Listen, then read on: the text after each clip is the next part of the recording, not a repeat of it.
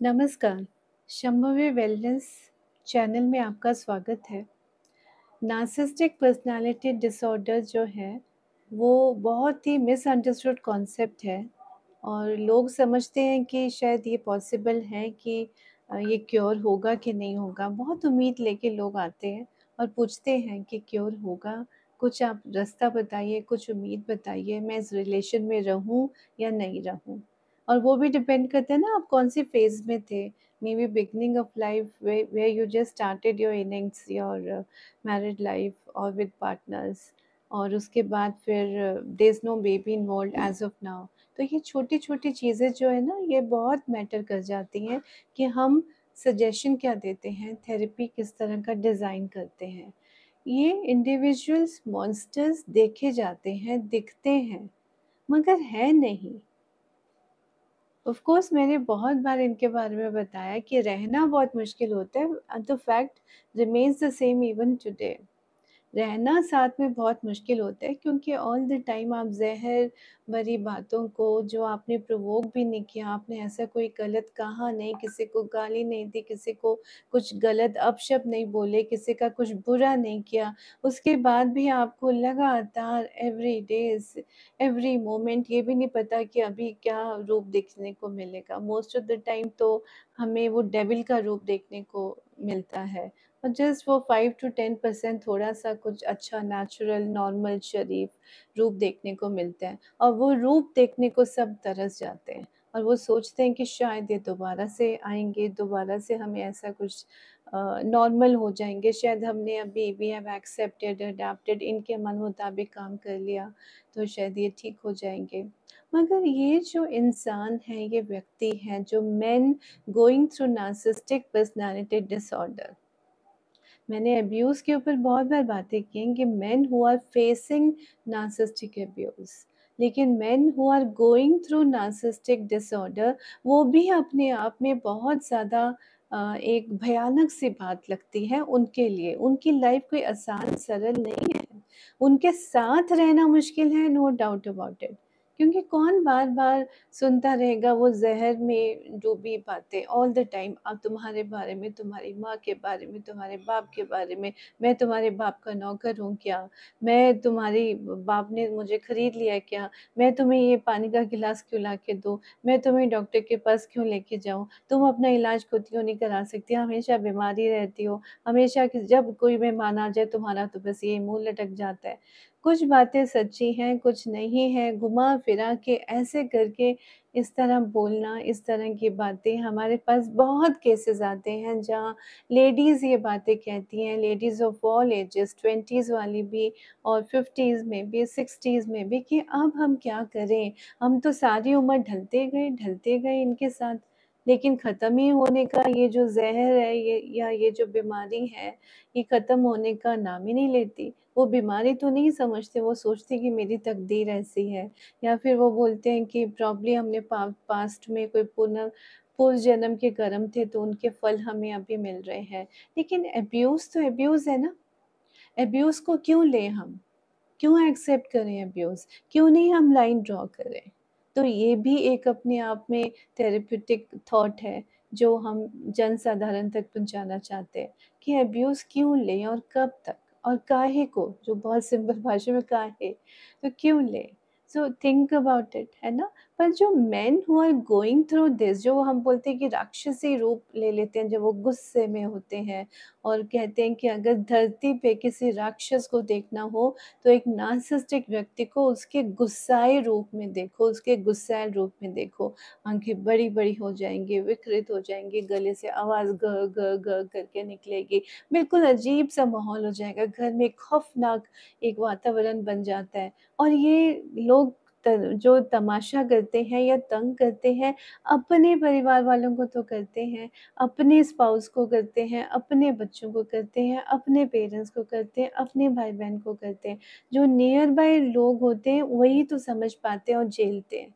लेकिन जो अड़ोसी-पड़ोसी, जो ऑफ़िस में दूसरे लोग हैं, उनके सामने बिल्कुल नया रूप होता है, अलग रूप होता है। तो देयर इज़ दिस डायकोटोमी कि आप डेविल भी हैं, लेकिन आप देवता भी हैं।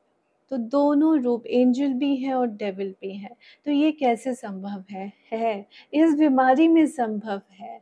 तो हम जो बोलते हैं, जो मैरिजेस में कहा जाता है, सिखलाया जाता है मेन को भी वुमेन को भी, अडैप्ट कर लो ना, एडजस्ट कर लो ना, चुप रह लो ना, थोड़ा सा सह लो ना, बर्दाश्त कर लो ना। पर ये बर्दाश्त के बियॉन्ड की बातें हैं। अभी एक लड़के ने सम आईटी इंडस्ट्री में काम करता था, उसने मेरा वीडियो देख के एक बार कॉल किया और बड़ी फुसफुसाए स्वर में उसने बोला, मुझे आपसे मिलना है, मुझे आपसे मिलना है। तो मेरी टीम ने उठाया था फ़ोन, तो उन्होंने बोला आ जाओ, नहीं अभी मिलना है। तो बोले ठीक है आप घंटे तक आइए, ऑल्दो वी वर बिज़ी, पर हमने कहा नहीं, इमरजेंसी लग रहा है, तो वी स्क्वीज़्ड इन टाइम कि आप कभी भी आओ, आप आओ। और थोड़ा 2 घंटे का सफ़र उससे करना भी था हमसे मिलने के लिए। स्टिल ठीक है, उसका मन था और हमने बोला ठीक है, उसको मदद हो जाएगा। लेकिन उसके बाद 2 घंटे, 4 घंटे, 6 घंटे हम जब कॉल करें वो कॉल काट दे। एक आध बार किया तो ये तो लगा कि कुछ ज़्यादा गड़बड़ है। उसने इतना हमें हिंट दे दिया था कि उसकी जो वाइफ़ है शायद नार्सिसिस्टिक हो सकती है। तो उसके बाद जब 1-2 दिन बाद उसने ऑफ़िस से हमें कॉल किया, मिल तो आज भी नहीं पाया वो। पर 1-2 बार कॉल पे ही बात हुई है। तो जब उसने ऑफ़िस से कॉल किया तो उसने बोला बहुत ही डरे, घबराए, सहमे स्वर में कि मैं क्या करूँ, मेरी वाइफ़ ने लक्ष्मण रेखा बाँध दी कि तू बाहर निकल के देख। नॉर्मल वर्किंग डे था, वो बंदा अपनी मीटिंग के लिए बोल के जा रहा था। ये तो नहीं बताया कि मैं डॉक्टर को मिल रहा हूँ। लेकिन अगर कुछ घर में कांड हो गया, कुछ ऐसा वाइफ़ के दिमाग में, अगर वो नार्सिसिस्टिक पर्सनैलिटी डिसऑर्डर की खुद है, तो कैसे एकदम से वो सफ़र करते हैं। तो चाहे मेन हों, चाहे वुमेन हों, इर्रिस्पेक्टिव ऑफ जेंडर बीमारी तो किसी को भी हो सकती है ना। तो कितना मुश्किल है इस चीज़ को झेलना एवरी डे। यहाँ तो हमने मैन का एग्ज़ाम्पल बताया जहाँ वो फेस कर रहा है, वो त्रस्त है क्योंकि उसकी वाइफ़ इस बीमारी से ग्रस्त है। लेकिन व्हाट अबाउट मेन, जो हम इस वीडियो में बात कर रहे हैं, कि जो वो खुद मॉन्स्टर्स हो जाते हैं क्योंकि उनमें तो फ़िज़िकल शक्ति भी ज़्यादा होती है। तो अगर डोमेस्टिक वायलेंस किया या हाथ पकड़ा तो ऐसे झटके से पकड़ा या झटका ही दिया, फिर बोलेंगे मैंने क्या किया, मैंने तो हाथ ही पकड़ा था, या मैंने तो बस एक झटका, एक हल्का-सा हाथ लगाया था, तो तुम ही गिर गई, तुम्हारा ही फ्रैक्चर हो गया। मैंने क्या किया? मैंने तो कुछ नहीं किया। तो what is all of this? है ना? तो कुछ तो है जो नॉर्मल जो एडजस्टमेंट, एडेप्टेशन जो हमारे कल्चर में सिखाया जाता है कि चुप रहो, एक चुप सौ सुख। लेकिन नहीं, कब तक? और यही ही कारण है कि हम ये वीडियोज़ को जन चेतना के लिए लेके आ रहे हैं और बार-बार लेके आते हैं, अलग-अलग टॉपिक पे अलग-अलग केसेस को लेके आते हैं कि आप उन केसेस में, अगर आपको लगता है इसमें शायद मैं भी हो सकता हूँ या हो सकती हूँ, तो आपको फ़ायदा मिले। और सिंपल सरल बातों में मैं ये बताती हूँ, आप सबको बताती हूँ कि भई ये बीमारी है, ये नॉर्मल एडजस्टमेंट इश्यूज़ नहीं है। एक और केस था, वो पुलिस ऑफ़िसर है, वो सुबह जाता है तो अगर मेड आएगी तो खाना बनेगा, अदरवाइज़ वो बिना खाना पिए वो उसको जाना पड़ता है क्योंकि वाइफ़ तो थकी होती है, वाइफ़ तो बेचारी है, वाइफ़ तो सुबह-सुबह उसे उठना पड़ता है, चाय बना के देती है, सुबह तो बहुत बड़ा काम है। नाश्ता कैसे बनेगा, थक जाती है। जबकि वाइफ़ अभी वर्किंग नहीं है। It was only this person जो जाता है उधर, तो ऑफ़िस में he is a police officer, और जो वो बोलता है कि जब मैं शाम को घर आता हूँ तो एक तो चाय भी नहीं मिलती, और वो वाइफ़ लेटी पड़ी होगी या बैठी होगी, निढाल पड़ी होगी, बोलेगी आज मेड नहीं आई, आज मुझे ये करना पड़ा, मुझे घर का वो करना पड़ा। तो वो कहता है मुझे समझ नहीं आता कि 10-11 घंटे वो घर पे होती है, उसके बाद भी सारे काम तो मैं करता हूँ। लॉन्ड्री लगी होती है तो वो मुझे निकाल के करना होता है। डिश वॉशर में चीज़ें डालता हूँ, फिर निकालता हूँ। तो ये क्या कर रही होती है? उसके बाद भी रात को जो मेड ने खाना बनाया था वो गरम करके लेते हैं। तो ये जो, अगर हम इक्वालिटी की बात कर रहे हैं और हम यहाँ पर ये चीज़ें इतना भेदभाव काम के मामले में देख रहे हैं, तो ये नॉर्मल तो नहीं है ना? तो फैमिली मेंबर्स को भी थोड़ा एक्टिव रोल लेना चाहिए जब वो ऐसी चीज़ें देखते हैं।